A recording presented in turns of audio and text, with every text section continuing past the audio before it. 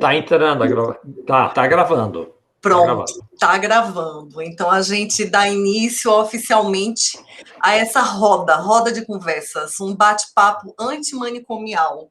E a gente conta com a presença gentil, potente e muito valorizada por nós, de Emerson Merri, que é professor titular de saúde coletiva da Universidade Federal do Rio de Janeiro, UFRJ, campus Macaé.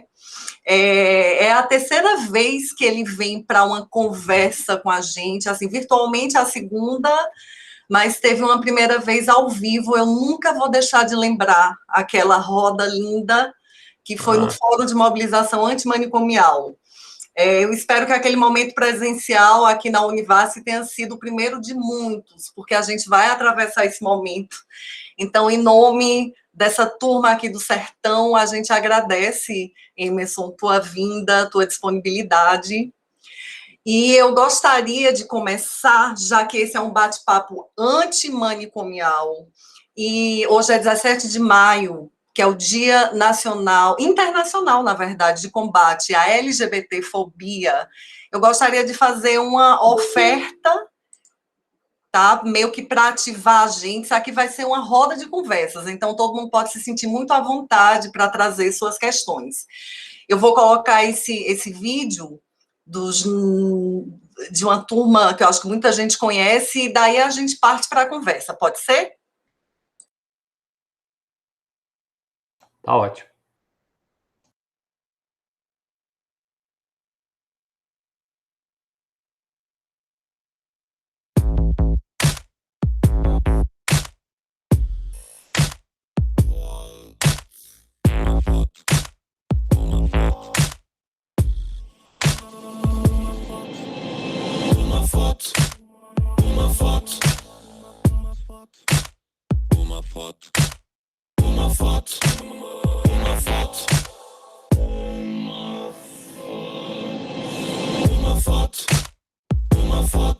Estampada numa grande avenida. Uma foto publicada no jornal pela manhã. Uma foto na denúncia de perigo na televisão. Uma foto estampada na avenida. Uma foto publicada no jornal. Uma foto na denúncia de perigo na televisão. A placa de censura no meu rosto diz: não recomendado à sociedade. A tarja de conforto no meu corpo diz: não recomendado à sociedade. A placa de censura no meu rosto diz: não recomendado à sociedade. Não recomendado, não recomendado, não recomendado na sociedade. Pervertido, mal amado, menino malvado, muito cuidado, má influência, péssima aparência, menino indecente, viado. Pervertido, mal amado, menino malvado, cuidado, má influência, péssima aparência, menino indecente, viado. A placa de censura no meu rosto diz: não recomendado à sociedade. A tarja de conforto no meu corpo diz: não recomendado à sociedade. A placa de censura no meu rosto diz: não recomendado à sociedade. Não recomendado, não recomendado, não recomendado.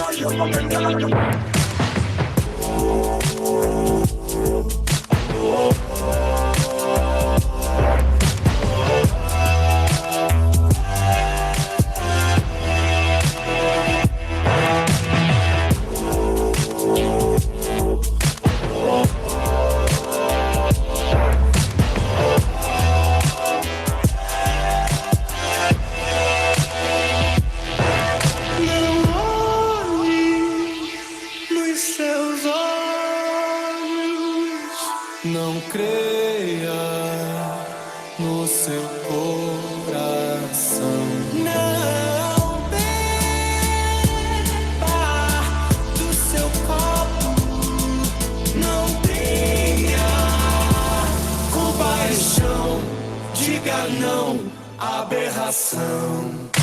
A placa de censura no meu rosto diz: não recomendado à sociedade. A tarja de conforto no meu corpo diz: não recomendado à sociedade. A placa de censura no meu rosto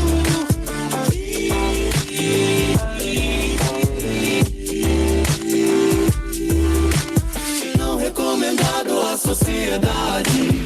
Não recomendado, não recomendado, não recomendado à sociedade. Não recomendado, não recomendado, não recomendado à sociedade.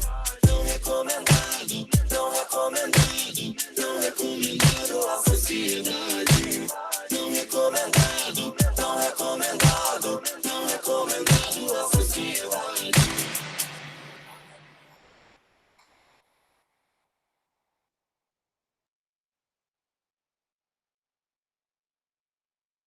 Nossa, eu me antecipei, cortei os créditos, desculpa, tá? Mas Não. vou botar o link aqui, todo mundo pode Isso. acessar. Isso. Eu perdi, eu me equivoquei aqui no timing da coisa. Bom, mas a história da psiquiatria nasce a partir da compreensão de que a loucura é não recomendada. É daí que surgem os manicômios. Então, opa. Eita, Carol chegou. Bem-vinda, Carol. E mais pessoas chegaram, acho. A telinha está cheia de quadrinhos agora. Eu já ia fazendo aqui uma provocação inicial para Emerson Merri, né? Que é essa: quando a psiquiatria se instaura, ela se instaura a partir da compreensão da loucura como algo não recomendado à sociedade. E a gente iniciou também com esse vídeo, para quem chegou um pouco depois, pela coincidência de hoje, 17 de maio, ser o Dia Internacional de Combate à LGBTfobia. Então, Emerson, eu acho que a gente abre fazendo essas considerações, pedindo que você faça considerações iniciais, né, acerca da, enfim, luta antimanicomial, que está mais de 30 anos, né, de história. Bom, vamos lá, né? Eu vou aqui... Eu fico sempre muito afetado, né? Que nem fiquei agora com esse vídeo, né? Essa expressão multimídia aqui que você colocou, né? Fico ao mesmo tempo afetado de uma maneira assim, com muito estranhamentos, né? De pensar o que a gente pode... E aí fiquei elaborando, né, o que a gente pode falar sobre o não recomendado, né? Você tentou fazer a ligação imediata agora com o tema da loucura e os não recomendados à sociedade, mas a força dessas mulheres e homens que estão aí nessa manifestação que você trouxe, essas vidas sofridas e ao mesmo tempo lindas, né? Vidas lindas, né? Assim, eu acho que o que me passa quando eu olho uma manifestação desse tipo, em tudo aquilo que você poderia aproximar um certo efeito do que é a marginalização do outro, né? E um certo efeito da destruição, até material, do poder viver, né? Do poder viver decentemente, né? Então, você olha, você percebe que são corpos que não são recomendados, mas mais do que não recomendados, tem forças, né? Que é o de precarizá-los, né? Precarizá-los em diferentes maneiras, né? Precarizá-los jogando-os para territórios ultramarginais, né? Do ponto de vista dos benefícios materiais que a sociedade poderia usufruir, mas precarizá-los também do ponto de vista da possibilidade de viver uma existência plena, né? Uma existência plena no seu próprio modo de ser, né? E o não recomendado é uma multiplicidade de efeitos negativos sobre os corpos, né? Ao mesmo tempo, estes corpos que estão sendo rejeitados, precarizados, eliminados, eles são corpos potências, corpos reexistentes, corpos que atravessam as fissuras, né? Atravessam a fissura da precarização e vão produzir alegrias de outro jeito, né? E são alegrias tão intensas que é impossível não ser afetado. Você vê uma manifestação dessa e você sente o seu corpo sendo afetado, né? De alguma maneira, você se sente convocado a não ficar neutro, né? A não ter neutralidade. Ou você estabelece um vínculo de potência produtiva, amorosa, ou você estabelece um vínculo negativo de tristeza. Não tem jeito, né? Quando você vê isso, o corpo da gente ele sofre abalos de alguns territórios, né? Ou alguma coisa amorosamente nos puxa e nos deixa alegre de ver tanta potência na fragilidade, né? Tanta potência. Tem coisas tão lindas, né? Nesses poucos minutos que você passou. Para mim foram momentos de muita alegria, né? Eu senti energias que me pegaram de uma forma tão alegre, né? E, ao mesmo tempo, você também pode viver um certo efeito entristecedor por imaginar a negação do direito à vida que uma certa sociedade hipócrita cria em relação a essas existências, né? Então, são forças assim tensas que vão nos pegando, né? De um lado, você se sentindo feliz e alegre por verificar que o fascismo e o nazismo contra certas vidas, ele não consegue anular a potência de vida do outro. O outro reexiste, o outro tem potência, o outro se reinventa, o outro reexiste, produzindo coletivos, produzindo mais novas estéticas de se expressar, que dá até uma inveja, né, quando você olha e você fala, nossa, como produz tanta liberdade de si num meio tão repressor, né? E eu sinto isso, estou tentando devolver isso como uma coisa, uma energia que me pega, né?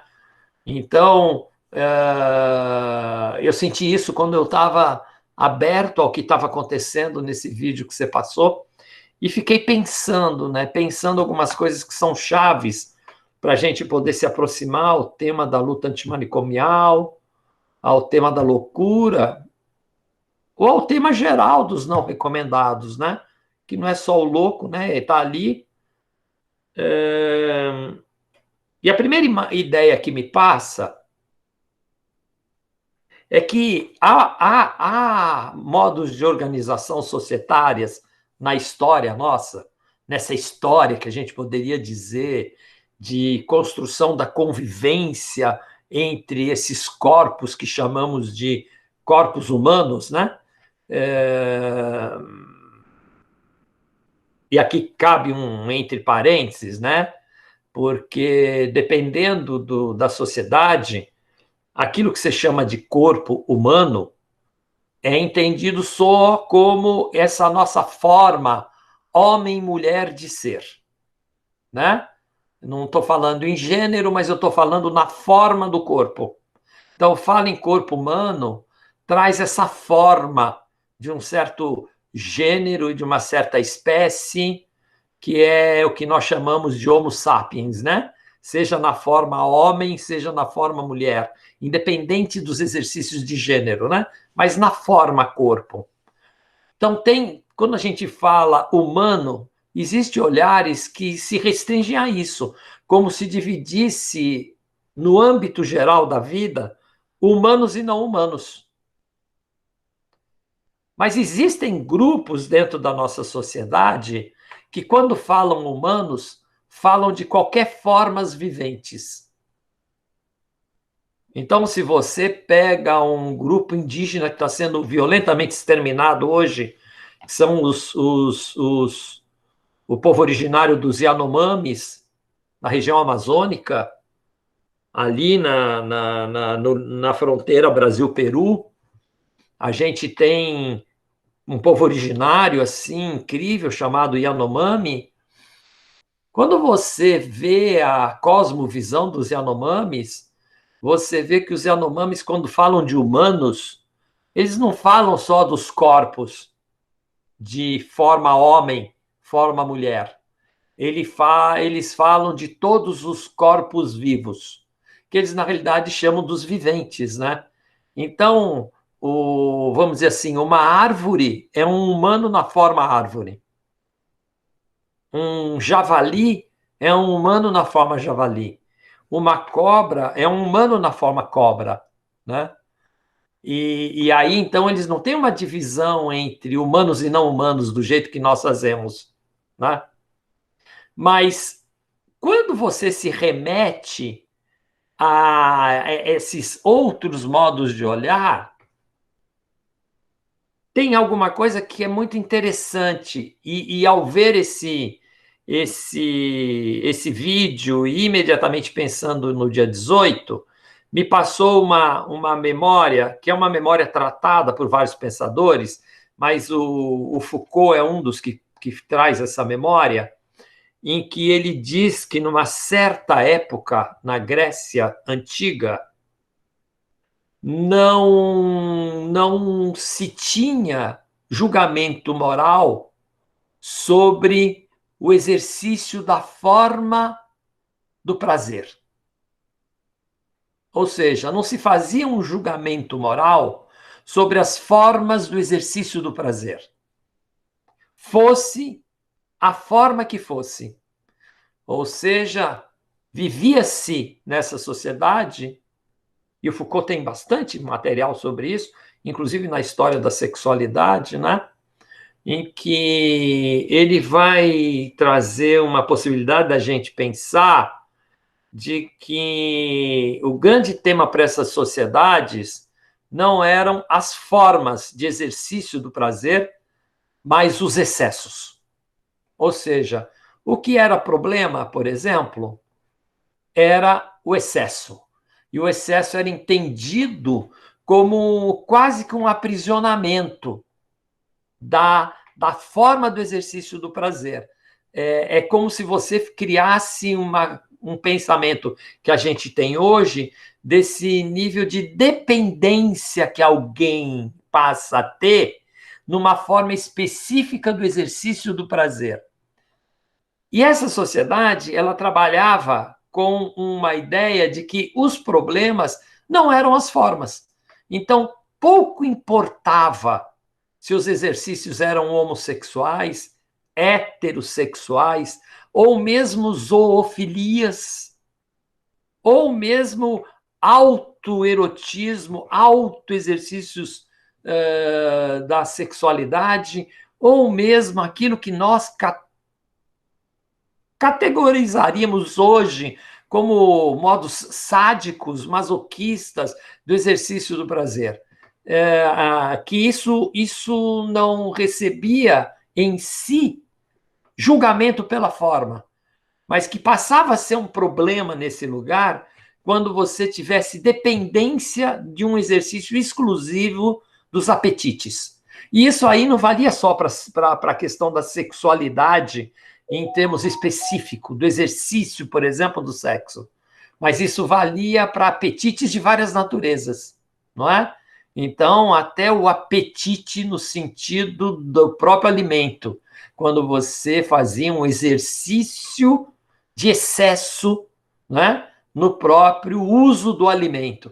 Ou seja, é interessante, porque quando você visita essa fala do Foucault, sobre essa experiência social que já se teve na superfície da Terra, você vai ter dificuldade em entender que essa sociedade construía a categoria dos rejeitados. Ela, na realidade, não construía a categoria dos rejeitados, dos julgados negativamente pela uma moral que se impunha como parâmetro central. Ela, na realidade, considerava praticamente um problema os graus de dependências no excesso que alguns acabavam exercitando. E isso era um problema, isso não era considerado um elemento de rejeição ou eliminação, não é? Bom, eu acho que o Foucault está querendo nos dizer é que, dependendo da sociedade que a gente vive, as opções que nós temos nos modos de existir, elas vão estar sendo inseridas sob lógicas de julgamento ou até de disputa pela própria forma como essa sociedade aceita ou rejeita os modos de existir. E que no momento atual a gente vive uma sociedade que tem uma cara de uma expressão hipócrita muito grande, porque ela cria uma regra de aceitabilidade que é uma regra praticamente formal dentro de uma moral profundamente influenciada por uma religiosidade que se constitui ou por uma categoria considerada como exercício dos bons costumes, que apesar de ter milênios de história, ela do século XVIII para o XIX para cá, ela foi sendo muito marcante para criar mecanismos de rejeição e aceitação dessas várias formas dos modos de existir. Então, aquilo que antes não seria rejeitado, a partir da conformação desses períodos, esses últimos 300 anos, eles vão caindo numa vala em que modos de existir antes considerados até muito enriquecedores, eles passam a ser olhados sob uma perspectiva de um julgamento negativo.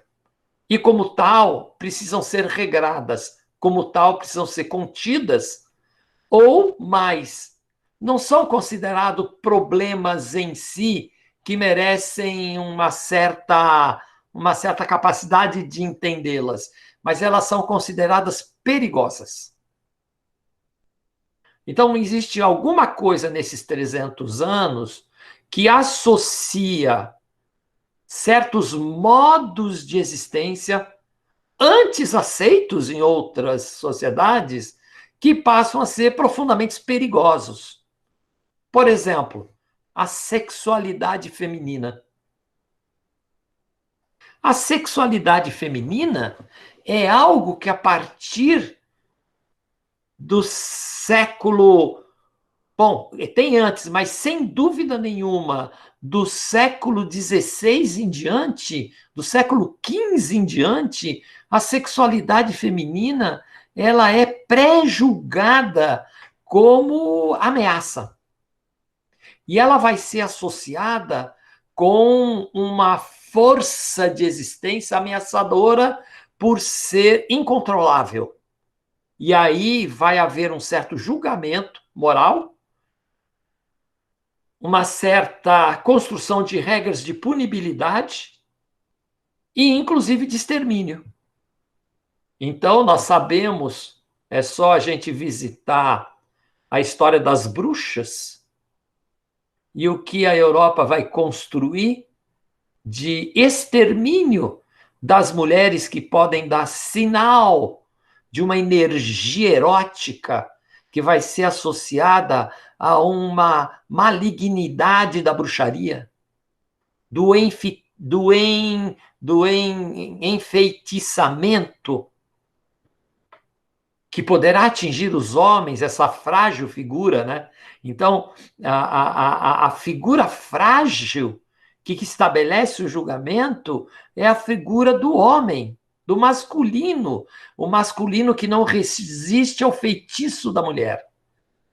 E, de uma certa maneira, considerando essa situação como uma situação de expressão de uma presença das forças malignas. E aí, dentro de uma certa religiosidade, elas vão ser eleitas como inimigas da construção dos bons costumes por uma sociedade que é normalizada por uma outra experiência do que se permitiria no âmbito da própria sexualidade, né? E aí a mulher vai ser profundamente punida até uma dimensão de domesticação. O que eu estou querendo dizer? Então, eu não estou começando pelos loucos, estou começando pelas mulheres, não é? As mulheres, enquanto a gente vivia numa... E aqui eu estou olhando a Europa, por exemplo, porque é difícil a gente falar o que eram os povos originários antes da ocupação colonial dentro do Brasil. Existem alguns estudos, né?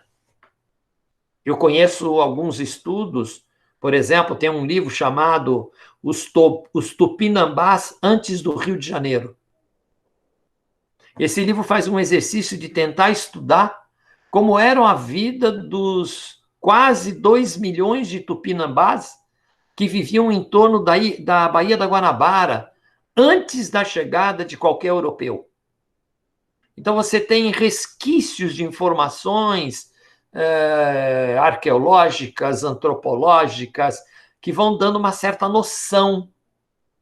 Mas o que a gente sabe de registros, quando você olha a experiência europeia, que é a que vai nos invadir profundamente, é que há um momento da experiência no mundo da vida e do trabalho em que a divisão clara entre o lugar da mulher e o lugar do homem não era tão muito bem definida em termos do exercício da produção da vida.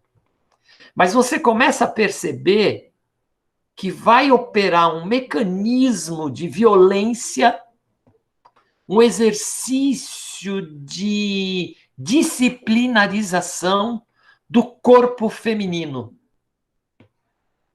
quase que construindo as condições da organização da sociedade mercantil e capitalista. Tem uma feminista italiana que estuda muito isso intensamente, e ela vai mostrando, depois eu posso passar a bibliografia, e ela vai mostrando um fenômeno riquíssimo, em que ela diz assim: na medida que as sociedades capitalistas vão se organizando na Europa, a gente vai vendo uma perseguição e uma matança brutal de mulheres. Todas aquelas que se rebelam contra a disciplinarização subordinada do corpo feminino ao patriarcado. Todas que desobedecem à regra do patriarcado vão ser perseguidas, domesticadas ou mortas, conforme as resistências.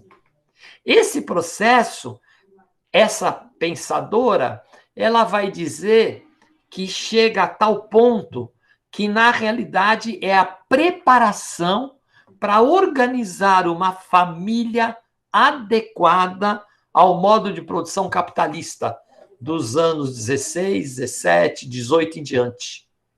Então, você vê um recrudescimento de considerar certas manifestações do corpo, na lógica do prazer, na maneira de construir o feminino, na lógica da mulheragem, que vai ser considerada como algo que precisa domesticar para produzir um outro registro do que é a família, e de uma família adequada à própria produção capitalística, para o trabalho e tal, onde a mulher vai ter que operar como aquele trabalho não pago que permite a produção da riqueza do capital. Ou seja, ela vai trazer para a cena que o trabalho feminino é um trabalho altamente fundamental para o capital nesse período, para a organização capitalista nesse período, mesmo porque ela vai ser um trabalho de lucro absoluto, porque é um trabalho não pago. É um trabalho de cuidar da família, de produzir família, de cuidar do trabalho doméstico, de ainda auxiliar no trabalho produtivo, não pago.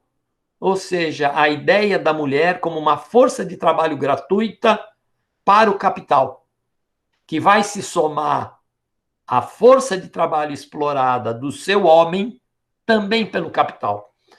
Então, isso passa a chamar atenção, porque isso começa a mostrar que certos modos de existência vão começar a ser enquadrados sobre serem disfuncionais ou funcionais para as novas regras societárias que vão aparecendo. E esse das formas de existir, do ponto de vista da mulher, ele tem essa figura que antecede, inclusive, a própria abordagem que se faz da questão da disfuncionalidade do que a gente chamaria de louco ou louca. O louco ou a louca, na realidade, vão adquirir um trajeto de constitutividade um pouco mais longo nesse período. O recorte não é tão claro. Então, por exemplo, se você pega uma mulher já no século XV e XVI que viola a regra do patriarcado e a ela se imputa a manifestação, por exemplo, do demônio no seu corpo, ela vai para julgamento e vai ser queimada na fogueira.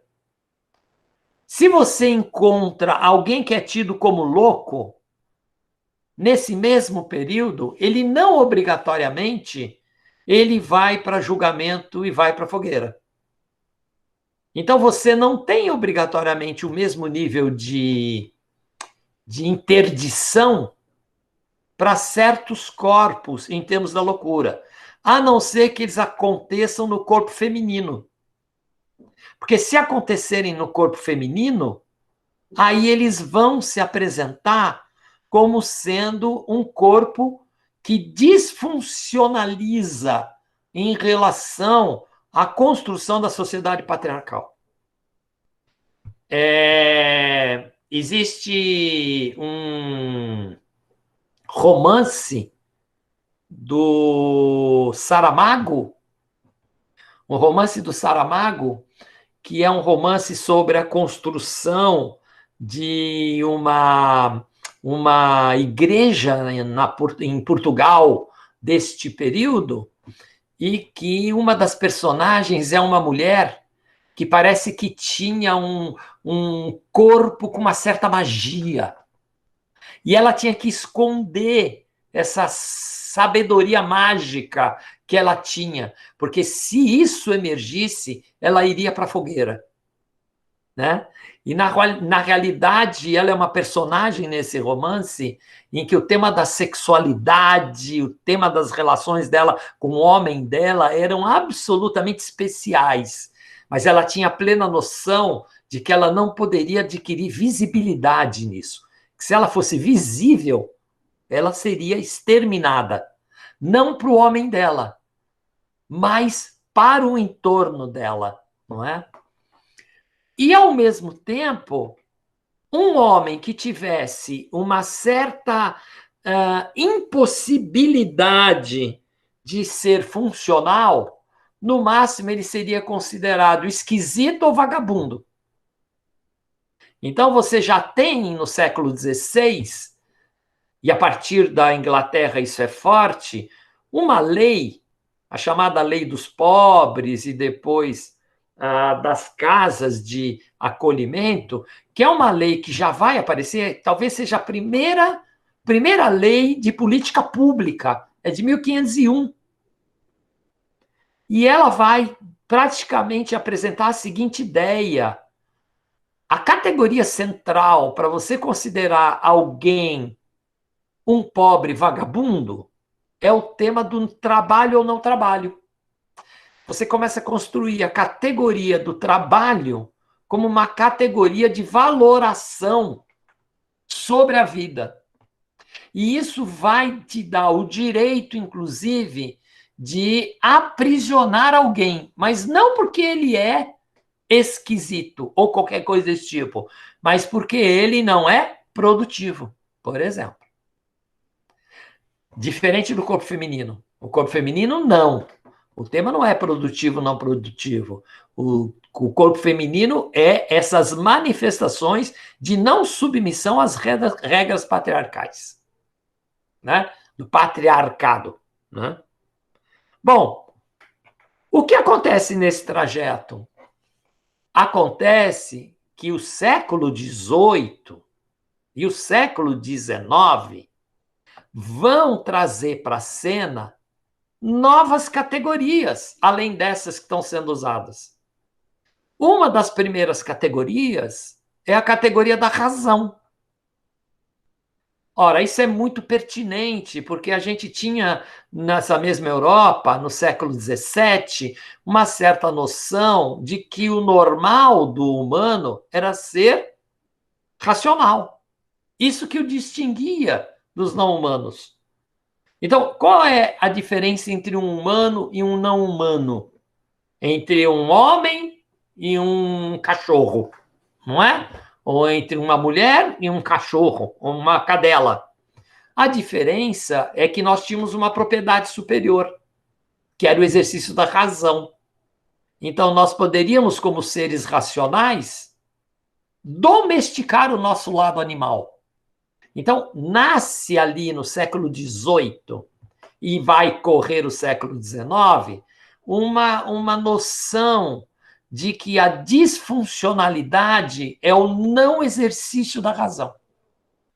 Então, aí você começa a trazer o tema do esquisito, o tema do disfuncional, não mais sob a categoria do vagabundo, não vagabundo, mas você vai começar a trazer sob a categoria do racional, não racional.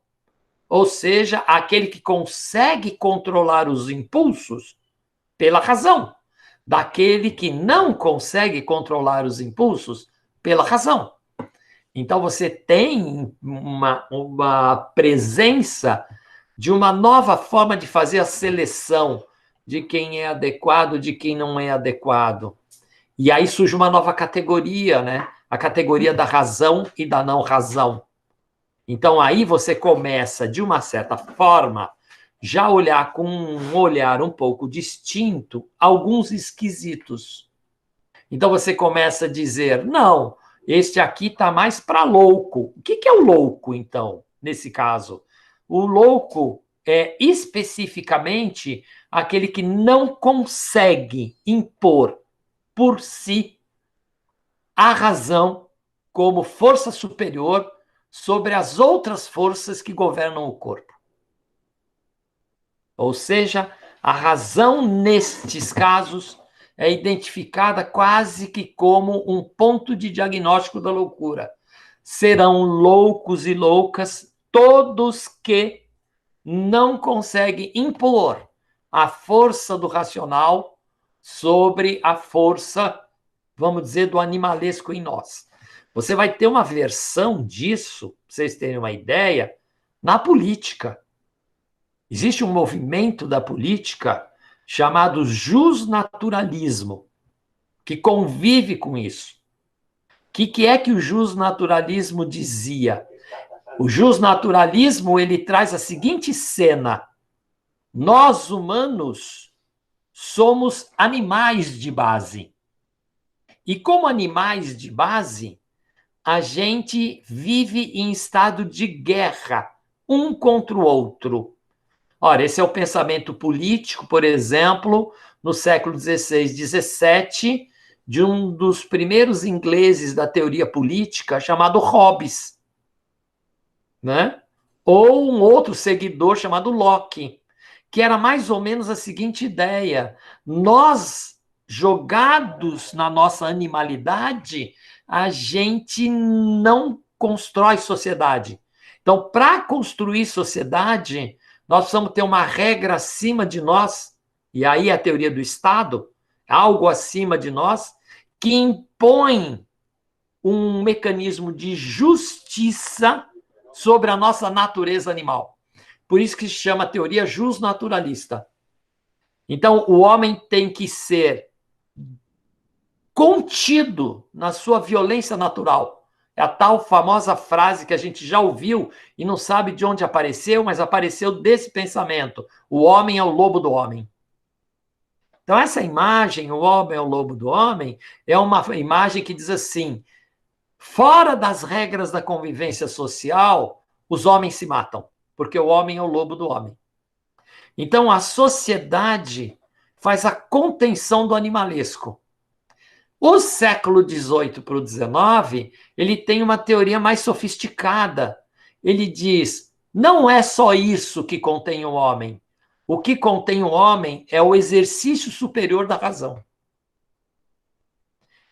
Então, você não precisa ter um Estado policial que contenha essa força destruidora do homem lobo do homem.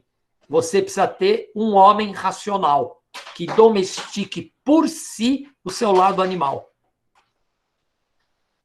Essa expressão coloca o tema de alguns diferentes num lugar que é quando a loucura vai adquirir uma natureza não mais até sagrada, como ela até tinha em outros momentos. Ela não vai ser algo que é exótico de um lado, mas ela é mágica também. Ela também é mágica, não é? Em que você poderia pegar uma Joana d'Arc e considerar que, dentro dos seus delírios, constituía uma magia de uma heroína, né? Numa relação especial com o divino. Não, na realidade ele deixa de ser esse porta-voz dessas forças de outra natureza para ser alguém incompetente no exercício da razão. E, portanto, precisaria ser disciplinado ou contido, porque tornava-se uma ameaça à persistência de uma vida racional. Então, o que começa a acontecer quando se elabora essa perspectiva é que o louco começa a virar uma ameaça.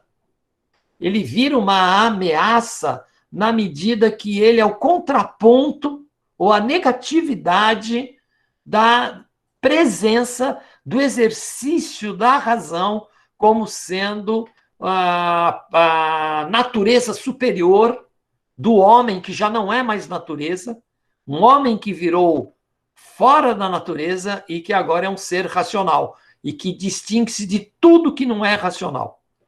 Então aí muda todas as relações com os chamados viventes.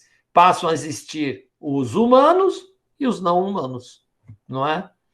Bom, acontece que na passagem do 18 para o 19, e de volta o Foucault então aparece aqui, existe um movimento na Europa que é um movimento de mudança do campo de visão, do modo de olhar essas disfunções dos modos de viver, inclusive do sofrimento que isso produzia, que é quando vai emergir na passagem do 18 para o 19 e no começo do 19, com grande avanço, a medicina, que hoje a gente chamaria genericamente de medicina alopática, mas a medicina do corpo biológico, a medicina do corpo doente, aquele que vai ser estudado nos hospitais.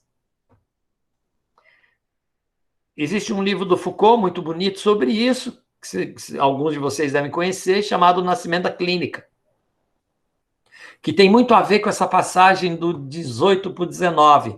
Mas o que é interessante? O interessante é que logo nessa passagem há uma mudança incrível no contexto da medicina, que é a medicina se desloca para um campo da investigação. Ela passa a ser um território de investigação permanente sobre a categoria dos corpos adoecidos. E o seu laboratório vão ser os hospitais. É nesse contexto de construção da medicina que emerge o Pinel. O Pinel emerge nesse contexto. Vocês vão ver que em 1810 o Pinel está fazendo o quê? Separando quem fica no chamado hospital de louco e quem, não sendo louco, mas sendo transgressor, fica na prisão. O Pinel ele tem uma tarefa de ir para dentro de prisões na França e ir dentro das celas e tirar de dentro das celas das prisões francesas algumas pessoas que ele diz: este não é um bandido que tem que ficar aqui, isto é um louco, ele tem que ficar lá no hospital de louco. O Pinel ainda não tinha fabricado plenamente o manicômio, mas ele tinha, nesse movimento da medicina, construído a mesma noção do chamado hospital como laboratório para um estudo do que era a doença mental, que ele chamava de alienação. E eles, os estudiosos, eram os alienistas. Há um corte nesse período. O tema da loucura não é mais o tema da razão, não razão. O tema da loucura não é mais a incapacidade do exercício superior da razão sob as outras forças não racionais que nós tínhamos na vida. O tema da loucura começa a ser visto agora sobre a ótica do adoecimento. Agora ela passa a ser como algo que opera no corpo, que destrói o funcionamento normal da vida normal, e ela passa a cair na categoria da anormalidade. Ou seja, a loucura, ela passa a ser vista como anormalidade. E vários mecanismos de estudos clínicos da época. Eu tenho um livrinho aqui que, por exemplo, é um livro sobre a clínica. Cadê ele? Ele está aqui, na minha mão. Eu vou pegar, porque vou mostrar para vocês. Sobre a clínica do Pinel e as clínicas que vão nascendo a partir daí, nesse período. Acho que é isso, está aqui. Eu tenho ele em espanhol, não conheço em português. Ele chama Os Fundamentos, né, da Clínica, História e Estrutura do Saber Psiquiátrico. Então, esse autor, o Paul Bercherier, ele vai fazer um estudo muito instigante sobre a construção da clínica, porque a clínica não existia. A clínica vai sendo produzida dentro da experiência da loucura, já dentro do hospital. Então, essa primeira clínica que nasce, ela já é institucional. A psiquiatria já nasce institucionalizada. Ela não nasce fora, ela nasce dentro dos manicômios. Ela não nasce fora para depois impor os manicômios. Ela nasce no exercício da experiência manicomial. Então, isso já é um elemento que é muito significativo, né? que nos escapa muito, porque a gente imagina que tem um campo de autonomia da experiência da clínica, e que dentro desse campo de autonomia da experiência da clínica, existe depois uma versão manicomial dela. Não, não. A clínica no campo do cuidado, da loucura no século XIX, já é fabricada no experimento manicomial. O que nós vamos ter depois é a linha de fuga deste experimento para fora do manicômio. Se a gente não entender isso, a gente às vezes cai numa imagem muito ingênua de que nós tínhamos já clínicas libertárias em relação ao tema da loucura nas origens das experiências com a loucura enquanto doença mental. E não é nada disso, porque a experiência da clínica no século XIX é uma experiência hospitalária. A medicina nasce dentro do hospital. Ah, vocês vão dizer para mim, mas não tinha médico antes? Tinha médico antes, mas era outra medicina. Essa medicina que a gente vive nasce dentro dos hospitais.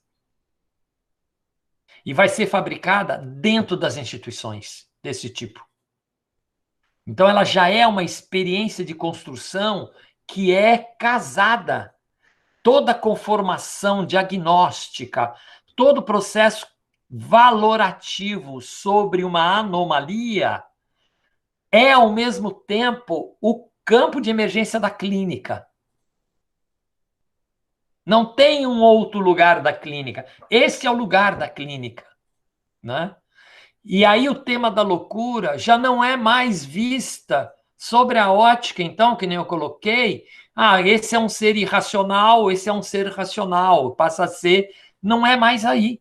Há uma outra leitura da loucura. E aí a loucura, no discurso, ela vai ter que ser abordada sobre a ótica de uma doença social que atinge as pessoas. Essa é uma disputa do século XIX. Talvez um dos melhores livros que pode nos ajudar em algumas leituras disso é um livrinho chamado Poder Psiquiátrico, do Foucault, ou mesmo um filme que vale a pena vocês verem, se já não viram, que é Eu, Pierre River, que degolei minha mãe, minha irmã e meu irmão. Eu, Pierre River, que é um filme que tem no YouTube, é fácil ver, cujo roteiro foi baseado numa pesquisa do Foucault, chamado Eu, Pierre River. E que você vai assistir um rapaz que degola a mãe, degola a irmã, degola o irmão, vai preso e vai ser julgado. E aí, no julgamento, a pauta é: ele é um criminoso? Ele é um psicopata criminoso? Ou ele é um louco? E você vai ver uma disputa entre o argumento psiquiátrico e o argumento jurídico criminalístico disputando uma teoria de por que alguém é um assassino. O Foucault traz para a cena um pouco essa disputa que a psiquiatria vai fazendo para ganhar o status de ser um poder. Um poder, e como poder, o lugar da fala e da ação sobre o julgamento do outro. Então ele vai dentro do julgamento disputar a pena contra o advogado e o juiz. Então o médico psiquiatra vai lá dentro disputar se o Pierre merecia ser enforcado, fuzilado ou não, deveria ser tratado. Independentemente do que era tratamento na época. Mas o que interessa é o que a perspectiva do que é louco no século XIX mobiliza. Mobiliza uma fronteira que não fica clara. Alguém que faz uma violência de uma maneira que é considerada um exercício de loucura, ele deve ser criminalizado pelas regras jurídicas ou ele deve ser cuidado pelas regras da medicina? Então, o século XIX, ele vai apresentar um pouco essa disputa, mas ele vai apresentar essa disputa e vai mostrando, e esse mesmo livro que eu mostrei para vocês também faz essa análise, que modificações essa clínica psiquiátrica vai tendo. Até o ponto que o tema da loucura, ele passa a ser quase que o elemento essencial que define o próprio campo da psiquiatria. E eu quero chegar aí um pouco para o tema do antimanicomial. É como se eu pudesse dizer assim: a psiquiatria precisa da loucura para existir. Se ela não tiver a loucura para existir, não existiriam psiquiatras. Então, todo o processo de desconstrução de que a loucura é claramente uma doença, todo o processo de desconstrução abala os pilares da psiquiatria. E, no fundo, essa é a grande disputa que o século XIX joga para nós para o século XX. Ela joga para nós para o século XX e fala: virem-se, a loucura é ou não um fato real? Ela é ou não uma doença? Ela precisa ou não de algum saber específico para resolvê-la? E você vai ver o século XX inteirinho navegando sob essa tensão. Por isso que a gente vê que um dos atos mais resistentes à luta antimanicomial é o ato que se contrapõe ao fato da gente querer tirar o estatuto de doença da experiência da loucura. Quando a gente quer tirar o estatuto de experiência da loucura como doença no movimento antimanicomial, a gente sente uma resistência brutal das outras forças. A questão não é nem setor privado, setor público. Não é uma questão de comércio só. O comércio é um efeito secundário. É mais do que uma questão de comércio. É uma questão de raiz. Sem a construção societária de que a loucura é uma doença, não teria a psiquiatria. Não teria. Então, esse tipo de situação é um ponto brutal de enfrentamento desde sempre. Não é pouca a inteligência do Basaglia quando ele propunha colocar a doença entre parênteses. Não é pouca. Porque em vez dele bater de frente, ele abria um buraco no muro. Ele dizia: tudo bem, deixe a loucura aí, mas vamos falar de outra coisa. Vamos falar de outras experiências. Vamos experimentar outras coisas. Vamos experimentar produções de vida. E vamos ver o que acontece com aquilo que ficou entre o parênteses. Então, um cara que nem o Basaglia e vários outros, né, que são fundamentais para nós, eles nos sugerem que, em vez de bater de frente, Ou seja, em vez da gente se contrapor como antipsiquiátricos, que a gente simplesmente não dê escuta à loucura do louco, à loucura da louca. Que a gente dê escuta ao silêncio profundamente potente da produção da vida que está fora do parênteses. Por isso que é muito pertinente quando a gente encontra um Guattari falando em esquizoanálise, ou uma Sueli Ronick falando em esquizoanálise, que é toda uma proposta dos devires, ou seja, da produção da potência na fragilidade. E aí eu volto ao vídeo que a Bárbara colocou. A grande questão da luta antimanicomial talvez seja essa.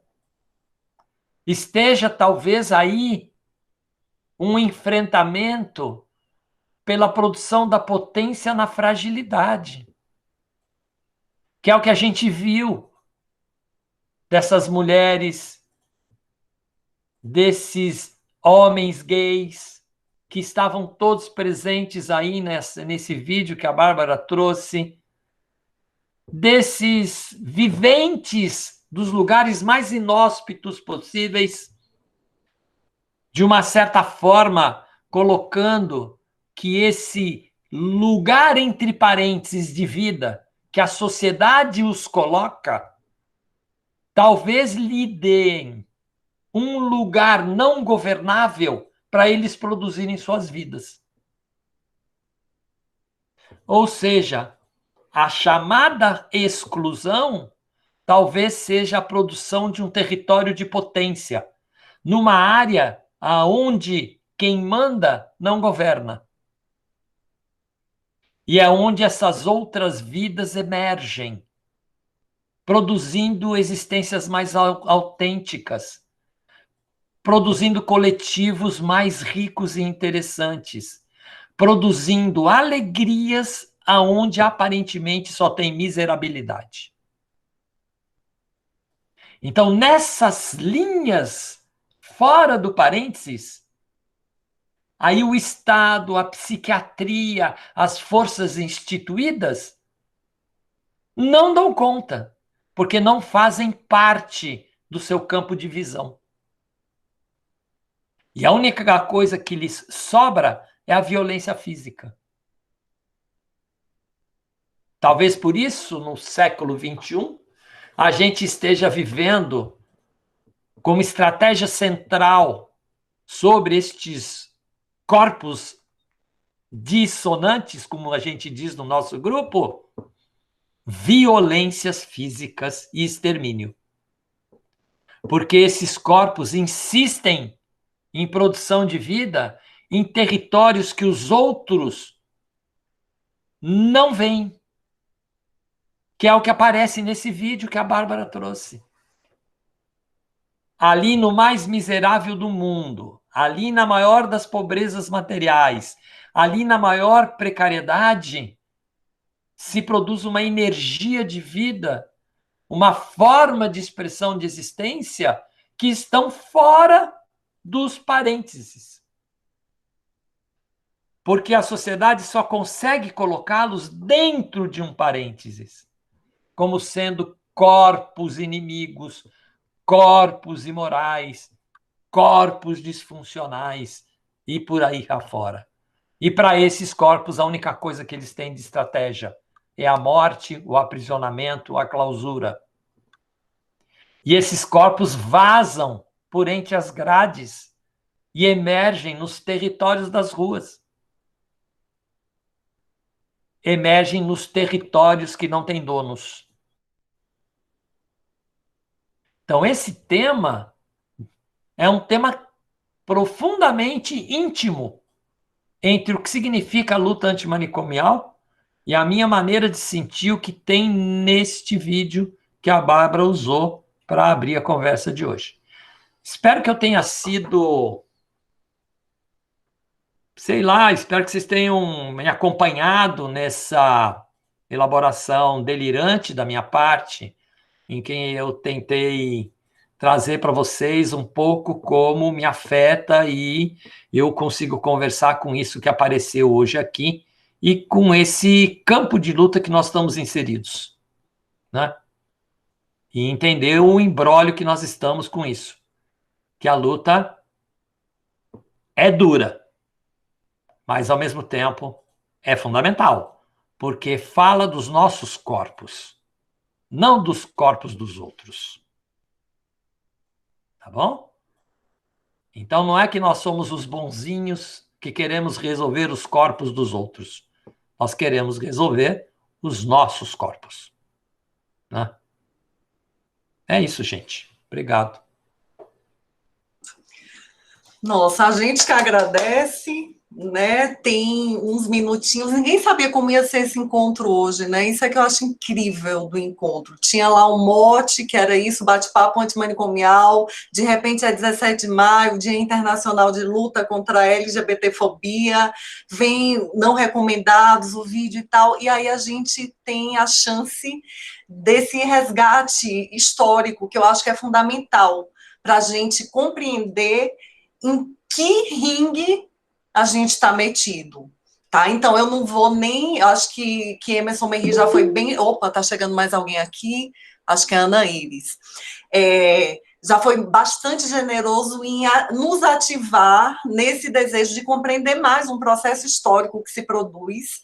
E a única coisa que eu falarei, para já dar um gancho para a Carol e quem mais quiser se pronunciar, porque a gente tem um tempinho, tem mais uns 12 minutinhos aí, é o seguinte, né? Eu gostei muito dessa compreensão da potente expressão de Basaglia, que é uma expressão, na verdade, operativa, né? Pôr a doença entre parênteses.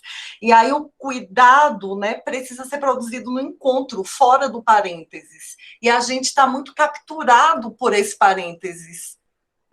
Eu fico a pensar nisso a partir dos vários debates que têm surgido nas disciplinas, nas rodas em que eu estou metida. Carol está diretamente lá, na produção de cuidado em um CAPS. Então, queria passar rapidamente para algumas considerações dela e quem mais quiser falar. Eu estou bastante ativada, queria deixar isso marcado.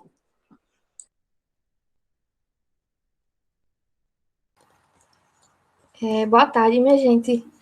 Acho que, enfim, foram muitas coisas, né? Muitas coisas muito importantes e muito marcantes, assim, que Merri trouxe, né? Que me afetam e que me fazem pensar muito no local que eu tô, né? Era trabalhadora de saúde mental, hoje eu estou no lugar de gestão, mas me vejo ainda e continuo sendo trabalhadora de saúde mental, porque eu acho que faz parte. E aí trouxe coisas muito importantes sobre a questão da produção de cuidado e pensar nisso. São coisas que eu já pensei em algum momento, e aí essas questões da psiquiatria, né, da doença, a loucura, a psiquiatria como a dona, né, dessa instituição, né, dessa criação da doença, e aí o quanto que a psiquiatria ela toma os serviços, quanto que a psiquiatria está presente também na reforma psiquiátrica, né? A reforma psiquiátrica está ali no nome da nossa reforma, que é muito mais além, mas ela é demarcada desse modo. E aí, dentro dos serviços, a gente ainda percebe e continua percebendo o poder da psiquiatria, né? Que é o poder da classificação diagnóstica, que é o poder, que é o controle dos corpos através do medicamento, que é de dizer que fulano está muito agitado, então toma remédio, fulano está muito triste, então toma remédio, né? Tem uma usuária, Bárbara conhece ela, que é uma usuária mestre lá do CAPES 2, e aí ela fala, Carol, é muito confuso, porque ela teve uma história de 13 anos de internação, e aí ela remete muito o sanatório nisso, né? Lá é muito confuso, porque quando a gente tá feliz é remédio, quando tá triste é remédio, quando dorme é remédio, quando acorda é remédio, e aí tudo é remédio, e aí eu fico pensando a aproximação que os serviços substitutivos acabam tendo disso, partindo muito da lógica da psiquiatria, né? Porque a psiquiatria hoje é um núcleo, é algo muito importante, né?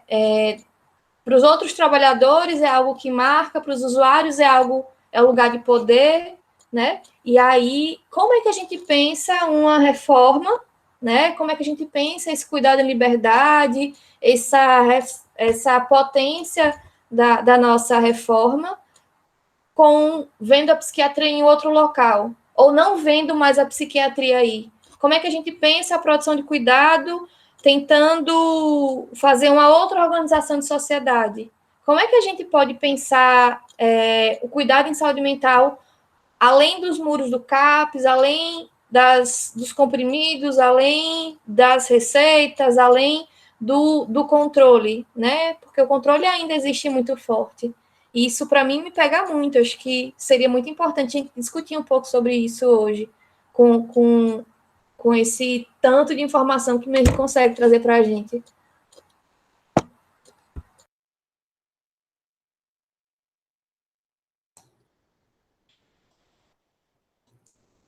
Sabe, Carol, eu acho essa pergunta uma pergunta-chave, né? Que a gente não vai conseguir desenvolver nos 8 minutos que me cabem. É um tema que me pega como pega todos nós, né? Afinal de contas, como intervir né, nesses territórios que são os territórios não governados, porque eu acho que essa é uma questão central, né? Porque os territórios que já são governados, profundamente instituídos e governados, eles exigem um tipo de confronto que é sempre um confronto muito próximo a uma certa ideia de noção de guerra de movimento direto, ou até de guerra de trincheira, como diria um pensador italiano. É uma ideia em que você tem uma posição de um lado, o outro tem a posição do outro, e só cabe o confronto, né? Confronto direto. Eu acho que esse processo, quando a gente vem por isso que eu trouxe o Basaglia, não trouxe o Basaglia tão à toa assim, é porque eu acho que ele conseguiu, pelo menos na experiência dele, ele sugeriu isso aqui no Brasil, quando ele esteve aqui com a gente, há 40 anos atrás, né? Ele sugeriu que, na realidade, a gente devia constituir e enxergar um outro campo de experimentação que era fora desse território das trincheiras, de uma maneira direta. É como se fosse uma guerra de movimento, não uma guerra de trincheira, né? Isso significa, na linguagem mais da Guattari Deleuze, uma certa percepção do lugar da desterritorialização. Agora, como entender isso dentro do serviço? Né? Como entender isso dentro do serviço? Acho que aí isso exige muita coisa, né? Exige uma certa noção de o que é comum entre os componentes de uma equipe dentro de um serviço. Assim, o que é comum? O que é que se partilha, né? Então, por exemplo, o que a equipe partilha como eixo ordenador para si da produção do cuidado? A equipe partilha o diagnóstico da doença como a priori, ou a equipe partilha a experiência de vida do outro como a priori? Porque isso já desloca completamente. Não é? Então, repara, a construção do comum nesse contexto, ela é chave para disparar as possibilidades. Por isso que o tema da educação permanente é um tema chave nessa questão do cuidado. Porque significa como constituir a experiência do trabalho no cotidiano, do cuidado, como um elemento de produção dos comuns dentro da equipe. Porque esse é um comum divisor do que está dentro do parênteses do que pode estar fora do parênteses, não é? Se a equipe, por exemplo, há alguns anos atrás, num movimento de supervisão, com uma psiquiatra que tinha uma militância no movimento antimanicomial importante, ela solta uma frase do seguinte tipo, e ela não é a única, eu conheço várias psiquiatras que falam isso e gente interessante. Eu, sem dar medicação, eu não participo das rodas de conversa com o usuário. Gente, isso, você escutar isso, já marcou o que é o território da ação. Eu estou dentro do parênteses e não vou sair daí. Aí você pode falar o que você quiser de antimanicomial, você já está capturado. Você já está colocando que a experimentação dos modos de viver do outro não te vale. Já está desqualificado. Então, o que significa construir estratégia de redução de danos? O que significa construir projeto terapêutico singular com o outro e não sobre o outro? Já está definido. Se você estiver dando parênteses, tudo isso já está capturado sobre uma certa perspectiva. E não no campo de uma experimentação de modos de existir. Não é? Que o outro pratica. Que o outro pratica.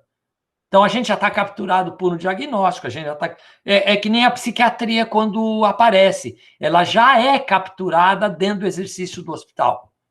Ela não vem para ser feita dentro do hospital. Ela nasce dentro do hospital. Então, isso é chave. Entendeu? Isso aqui é o que eu deixo de dica para vocês antes de eu ir embora. Boa Queria me tarde. desculpar que eu tenho pouco tempo, viu? Mas eu tenho pouco tempo. Tranquilo. Já Milena abriu o microfone, não sei se ela quer fazer, deve querer, né, fazer uma observação rápida. Emerson Merri, olha, já saiba que isso aqui, né, é um registro importantíssimo que a gente vai visitar e revisitar, né? Assim que possível, a gente sobe o vídeo lá para o canal do Observatório e todo mundo pode acessar, espero que outras pessoas também, porque é um debate absolutamente fundamental. Tá Boa ótimo. tarde, professora Bárbara, boa tarde a todo mundo, professor Emerson, né, Merri. Compartilhando aí da fala de Carol, e também me veio muito essa questão do pensamento da sua, professor, quando você fala, em vez do confronto de dois lados, né, daquela questão da gente entender só como um movimento manicomial ou antimanicomial, entender os corpos, né? Entender os corpos e aquilo que cada um vivencia. Aí, levando em conta também para o chamado da educação permanente que o senhor faz, né?